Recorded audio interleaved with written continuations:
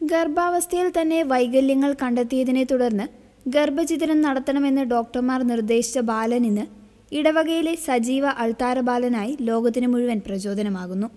Down syndrome ബാധിച്ച Ben എന്ന ബാലന്റെ ജീവിതകഥയാണ് ഇപ്പോൾ സോഷ്യൽ മീഡിയയിൽ വിശ്വാസികൾക്കിടയിൽ തരംഗമാകുന്നത്. ജനനത്തിന് മുൻപ് തന്നെ അവന് ഡൗൺ സിൻഡ്രം ഉണ്ടെന്ന് ഡോക്ടർമാർ കണ്ടെത്തിയിരുന്നു.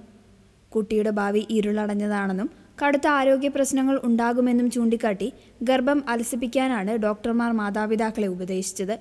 എന്നാൽ കടുത്ത കത്തോലിക്ക വിശ്വാസികളായ മാതാപിതാക്കൾ ആ നിർദ്ദേശം സ്നേഹപൂർവ്വം നിരസിച്ചു. ഓരോ ജീവനും ദൈവത്തിൻ്റെ ദാനമാണെന്ന ഉറച്ച വിശ്വാസത്തോടെ അവർ ബെന്നിനെ സ്വീകരിച്ചു. ഇന്ന് തൻ്റെ പരിമിതികളെ മറികടന്ന ബെൻ തൻ്റെ ഇടവകയിൽ സജീവമായ ഒരു അൾത്താര ബാലനാണ്. വിശുദ്ധ കുർബാനയ്ക്കിടെ ഭക്തിയോടും അച്ചടക്കത്തോടും കൂടി അവൻ അൾത്താരയിൽ ചെയ്യുന്ന ശുശ്രൂഷകൾ വിശ്വാസികളുടെ കണ്ണു നിറയ്ക്കുന്ന കാഴ്ചയാണ്. ഡൗൺ സിൻഡ്രമുള്ള കുട്ടികൾക്ക് പലപ്പോഴും ഏകാഗ്രത കുറവാണെന്ന് പറയുമ്പോഴും ബെൻ അൾത്താരയിൽ അസാമാന്യ കൃത്യതയും ഭക്തിയും പുലർത്തുന്നു.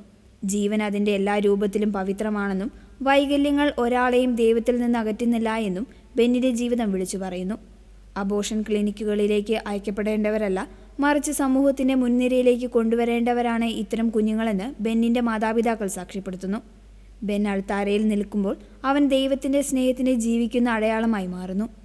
അവനെ കാണുമ്പോൾ നമ്മൾ പഠിക്കുന്നത് ഓരോ മനുഷ്യനും ദൈവത്തിൻ്റെ പദ്ധതിയിൽ എത്രമാത്രം വിലപ്പെട്ടവനാണെന്നാണ് ബെന്നിൻ്റെ ഇടവക വികാരി പറഞ്ഞത്.